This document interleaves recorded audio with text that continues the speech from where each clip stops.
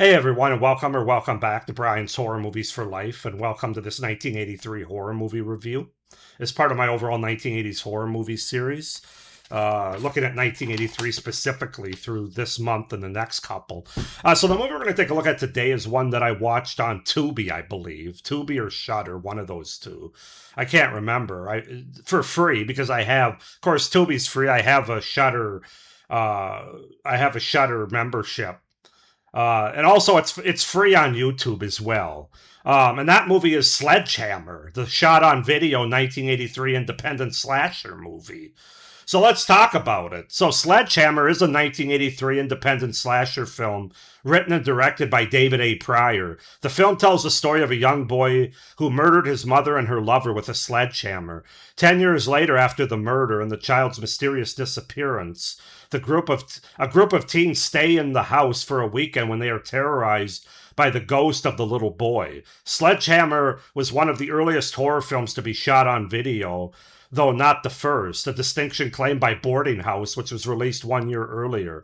However, while Boarding House received a limited theatrical release, Sledgehammer was originally released direct to video. So basically, the movie starts in a remote house. An abusive mother locks her young son in a closet, then goes into another room to meet the man she is cheating on her husband with. The man and woman intend to abandon their respective spouses, but their plans are cut short when an unseen killer appears and murders them with a sledgehammer. The bodies are found by the authorities with the boy presumed dead. 10 years later, 7 friends have rented out the house to party in. They are driven to the house in a van by a local mechanic who leaves with the intent of picking them up afterwards. When night falls, Chuck convinces the others to participate in a seance to try and summon the spirits of the couple that died in the house, so they can learn who killed them. In actuality, the seance is an elaborate prank concocted by Chuck and Joey, but it succeeds in bringing forth the ghost of the missing boy, which appears as a towering man in a smiling, translucent mask. The spirit murders Joey with a knife through the neck, then hides his body. The next day it murders Jimmy and Carol while they are having sex, snapping Carol's neck and hitting Jimmy in the chest with a sledgehammer. So yeah, that's the setup, the premise, the beginning of Sledgehammer from 1983.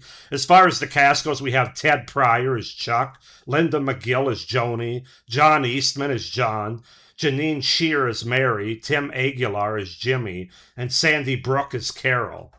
So that's the setup, the premise, and the cast for the 1983 independent slasher film Sledgehammer. Typically, I'm not a shot-on-video guy or person. I don't really like shot-on-video movies because they're a little too low budget, a little too low quality for me, typically. If you followed my channel, you know that. But this one has a strange... This is a so bad it's good movie that actually works for me. It has a certain kind of charm and entertainment value to it that it's one of those movies you put on with a couple of friends over a case of beer and have a good time with it, if that makes sense. But let's just go ahead and get into it, starting with the things that I liked about Sledgehammer, because believe it or not, there are a couple of things. The first thing is it really is the ultimate so bad it's good movie, especially with being shot on video. I couldn't help but be entertained by much of the movie, despite its obvious low-budget nature and flaws that it has. Yeah, it's just, it's weird. It's a very weird movie. It's a very padded movie with a lot of slow-mo shots and things like that, but at some level it works. I can't explain it. It's like, why is the sky blue? I have no idea. The one character in this movie that sticks out to me that I actually liked and kind of enjoyed was John, who's the sort of jock type with the Grizzly Adams beard. I found him to be somewhat interesting and funny. Now, I don't know if that's because the rest of the characters are so meh that he just kind of stands out by default. I'm not really sure, but that's the one character that stood out to me that I actually kind of liked. I thought the look of the killer, especially with some of the slow walking shots throughout the hallways and the translucent mask that he wears, I thought it was kind of effectively creepy at a couple of spots in the movie. A couple of the kills were decent, especially with good practical gore effects with those kills. The two that come to mind that fit into this category of being decent and actually surprisingly good with the gore. Is one at the beginning with the lover of the mother who locks the son in the closet. He takes a sledgehammer to the back of the head, and you can actually see like his head being cracked open with like brain and like skull and stuff there. That was surprisingly good. And then there's a kill later on with the friends 10 years later with Joey, the first guy that gets killed, where he gets a knife through the neck and it actually comes out the other side. So it's like he's got like knife on both sides of his head. That was a good kill with some decent gore effects there, practical gore effects. Uh, and then I thought the end of the movie, like the final sequence of our two main characters and how are they going to get away or aren't they? And sort of the stalking of the killer. And then also, of course, this guy also transforms back to being a kid and then back to being a full adult guy again, which is one of the weird things about the movie, a supernatural slasher movie that it is. Um, it was pretty good. I mean, it was. I don't want to say it was good. It was a little bit more entertaining than, or a little bit more action packed and interesting than the rest of the movie. I guess is the best way I can say it. So those are my pros for Sledgehammer from 1983. As far as cons go, there's really nothing coherent or anything that makes any kind of sense from a story and pacing standpoint. It's very choppy, especially from a pacing standpoint. This is a movie that has about 25 or 30 minutes of actual material, but they pad it out to 90 minutes because of all the slow motion shots, which is pretty much every scene. Whether the killer's involved or not, or whether they're just having a food fight or something, everything's done in slow motion. Here, our main couple is walking together outside of the house. There's like a sequence for like 5 minutes where they're just walking in slow motion, and there's some cheesy background music going on. I mean, that's how this movie was able to pad out the runtime with things like that, frankly. And it's it's really so bad, but so good. Um, there's also a lot of scenes of just nothing happening in the first two acts of this movie. Like the characters get out of this van and they're pulling their luggage out and they're tripping over it and pushing each other over it. And it's like, I mean, if you're somebody that doesn't have patience and you want to get to the horror right away, then this movie might piss you off. It might not be for you because they really do take their time getting to it. Um, yeah, just not a lot happens. There's a lot of nada scenes, as I call them, and then a lot of slow motion shots and scenes in this movie to pad out the runtime. And then, as I said, the story itself. There's not a lot here. There's no strong through line or anything. Not that I really expected there to be one.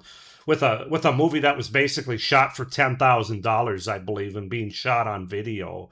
I take a couple of those things into.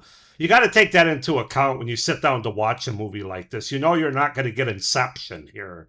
You're not going to get a Hollywood big budget movie. So a lot of the characters are forgettable also in this movie and very badly acted, by the way. Outside of John, which I mentioned before, but the acting's atrocious. Most of the kills are lame, with the exception of the two that I mentioned in my pros. The rest of them are just really laughable. Like, for example, the couple having sex that I mentioned in the premise. So, first of all, they're laying there after the fact, like catching their breath, I guess. The killer walks in slow motion again, of course, and he picks up the girl by the head and breaks her neck. Meanwhile, the guy, he's awake, but he's just laying there on the side of the bed as if he wasn't in the room. And then after he drops her again with the broken neck, all of a sudden the guy starts to get up slowly and then gets the sledgehammer right in the chest and then has a chest full of ketchup, basically, from the sledgehammer. It's pretty obvious that it's just like a red blob of ketchup or something. That's kind of what you're in store for with this kind of movie, basically. But yeah, those other than those two kills, the rest of them are pretty lame, just like that. You don't really know what this movie is. I mean, I'm assuming it's a supernatural slasher with a ghost or spirit that's called from the seance that they do, but it's a spirit that can go from being a little boy to the full grown adult man in the translucent mask. He can change back and forth. it's a spirit that's able to kill like real life people. I'm not quite sure how all that works. It's part of the so bad it's good part of this movie. So those are my cons. Overall, guys, this is not a good movie, and I really didn't expect it to be a good movie going into it. Um, and still, and yet, I still find some kind of charm with it. I still find some kind of so bad it's good nature that actually works for me.